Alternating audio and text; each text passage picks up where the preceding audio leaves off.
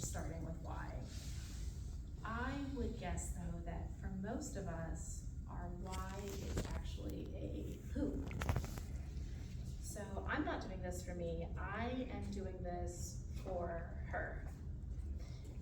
Do you remember where you were, what your life looked like that third week of March 2020? For me, I found myself a newly single mom of four.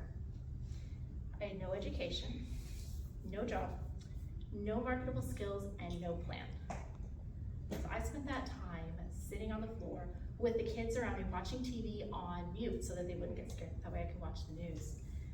That week, the world was choosing isolation to protect itself from a threat that it didn't yet completely understand, and to focus all of its energy and its resources on studying and finding way forwards. In my own little world, I had chosen isolation to protect myself from a threat that I didn't yet completely understand, and to focus all of my energy and resources on studying domestic violence and finding a way forward. So it's nice to finally officially meet you all. I've just sort of been hanging out for a while. My name is Jess, and the last 5 years have been incredibly busy. During this time, I've earned my bachelor's degree, started a career in behavior analysis, behavior science, become trauma certified, and now I'm in grad school for behavior analysis.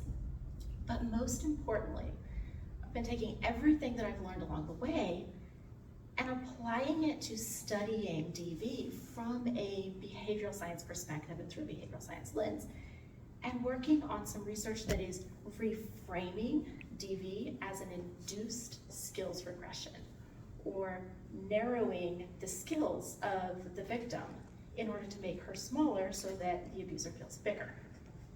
And I'm doing all of this for her, for that woman that I used to be, for the woman who is still stuck and still trying to find her way out, for the woman who has escaped and is now trying to figure out how to move forward, so where to go from here. She feels like she's a shell of her old self, and she has no idea how to rebuild or how to even start.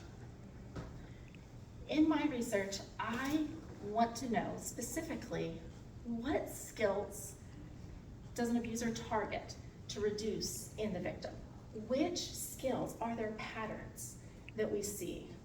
Because if we find those specific skills, if we can find the patterns, then we can start creating tools for assessments. We can assess what skills deficits there are and learn how to rebuild and grow from there from a research-based, behavioral science-based perspective. So in this work, I've done a little bit of writing. I have been invited to a couple of podcast interviews. And while those were amazing experiences, it became painfully clear that my inexperience in public speaking is definitely going to be limiting my ability to reach the person that needs to hear my work the most. If it was just up to me, I would love to just hide behind my keyboard for the rest of my life. But she is not sitting on the bathroom floor reading research papers. She is sitting on the bathroom floor and she might open her phone and look up a YouTube video. Or she might be driving her car and put on a podcast. I have no idea where my career is going to go after this, but I know that speaking is going to be part of sharing my research and sharing the message and sharing my ideas. Because up until this point, all of the writing that I've done, all of the ideas that I have, all of the research that I've done, none of it matters. All of us, like every single one of us in this room, have genius, life-changing ideas.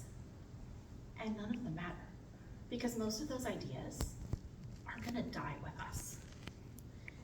An idea needs to have a voice in order to let it fly.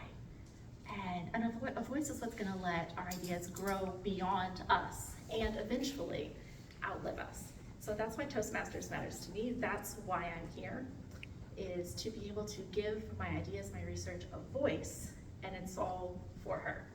Thank you.